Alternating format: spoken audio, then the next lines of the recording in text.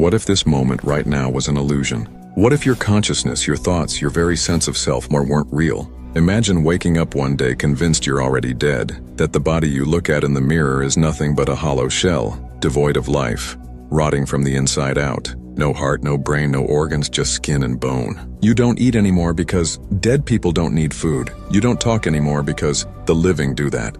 And every breath feels like a betrayal because in your mind you should no longer be breathing at all. This isn't gothic fiction, this isn't metaphor. This is a real condition. One so rare, so chilling that it once destroyed a life simply because the person believed they no longer existed.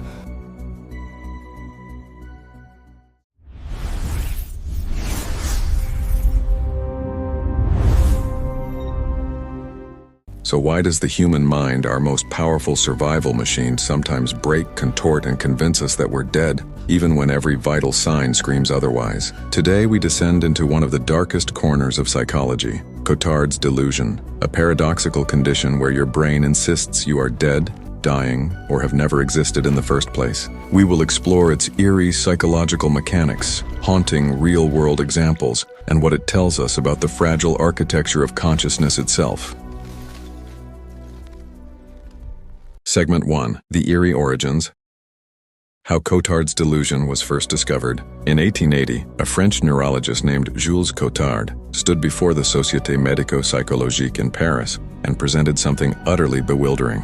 He described a 43-year-old woman he referred to only as Mademoiselle X. She was convinced she had no brain, no nerves, no chest, no stomach, no intestines, nothing but skin and bone. More disturbingly, she didn't think she needed food because she believed she was already dead, and she starved to death because of it. Cotard labeled this state délire de négation, delusion of negation.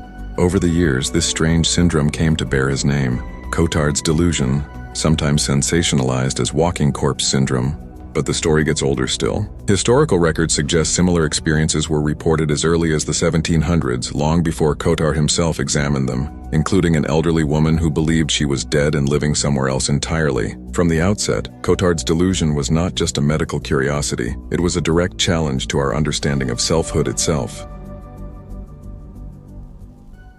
Segment 2. What is Cotard's delusion? The science behind believing you're dead.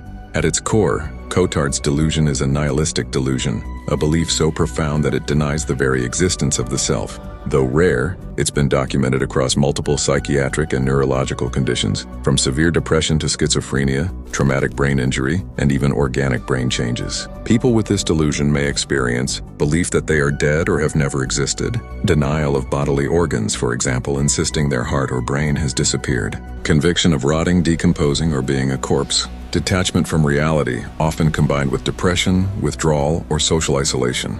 It's not just metaphoric or poetic, it's a distinct breakdown in the brain's representation of the self. Scientists believe this stems from disturbances in areas responsible for self-recognition, emotion, and self-valuation. In some patients, neuroimaging reveals frontal lobe abnormalities, volume loss, or lesion patterns, especially in the right hemisphere of the brain. Unlike common misconceptions about denying one's life, people with Cotard's aren't being dramatic or symbolic. They genuinely lack the internal experience of being alive. Think about that for a moment. Not just thinking you're dead, but feeling it so viscerally that the reality of touch, breath, heartbeat, thought, none of it registers as you.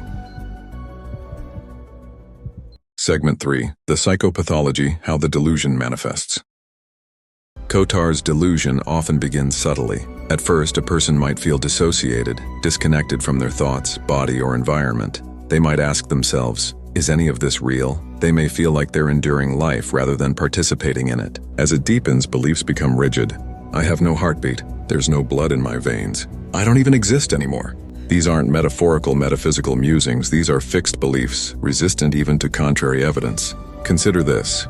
A Japanese patient once told doctors he was dead and smelled like rotting flesh, and even when confronted with logical contradictions, like speaking or interacting, he couldn't detach from his conviction. In another case, a man struck by a motorcycle accident became certain he had died from complications and that his new life in South Africa was actually hell. There are cases where people insist their organs are gone, they haven't eaten or slept in years because in their mind, a dead body no longer requires nourishment. Such delusions can manifest alongside visual or auditory hallucinations, depressive states, feelings of guilt or existential despair, suicidal ideation or attempts.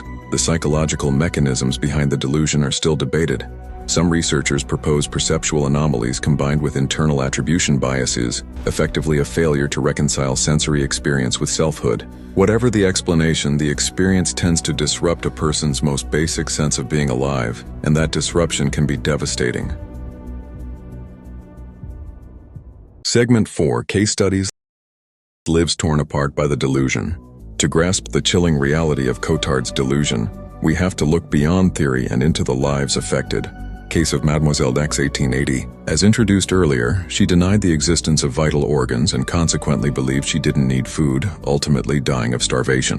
The Hell Patient, 1996. After a motorcycle crash, a Scottish man convinced himself he had already died and was in hell, a belief reinforced by the climate when he moved to South Africa. Ms. Lee, 2008. A 53-year-old woman told psychiatrists she was dead and smelled like decay, even asking to be taken to a morgue to join the others. After treatment, her symptoms improved. Japanese Patient, 2012. He insisted he was dead, and at times argued that logic itself couldn't refute his conviction. Yet after a year, he recognized he was alive, and described the delusion in retrospect. Unusual case of transformation. One man believed he was not just dead, but transformed into a dog. His relatives too, he thought, had died and become animals, a bizarre mix of Cotard's delusion and other psychotic themes. These aren't sensational headlines. These are real cases vetted and documented by professionals. In some instances, patients have significant neurological or psychiatric diagnoses, yet in others, the delusion arises in people with no obvious medical explanation, highlighting the unpredictable intersection between brain, mind, and identity. The twist in application.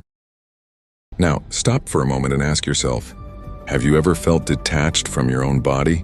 Like you were watching yourself from outside, saw your reflection but felt it wasn't you?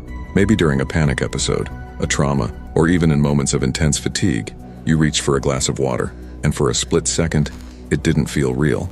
That sensation, depersonalization, is not Cotard's delusion, but it exists on a spectrum of self-awareness disorders. It's our brain's way of sometimes turning introspection inward and blurring the lines between self and existence. Cotard's is simply the extreme end of this spectrum, a breakdown of the very system that tells you I am alive, I exist. And while most of us never experience Cotard's, many of us have felt a moment of detachment, a moment where life felt surreal, like a dream. That fleeting experience may be the tip of the iceberg, a hint at how fragile our grounded sense of self really is. So next time you have a moment that feels strange or unreal, remember, the brain is a universe of its own, and sometimes it can go places your body never will. What if there are other delusions that don't just distort reality but completely invert it? What if there are minds that don't just misinterpret the world, but erase the world from their own inner universe? We're not done yet. In this series, we journey deeper into the abyss of the psyche, into the world of Capgras delusion, where your closest loved ones are replaced by imposters,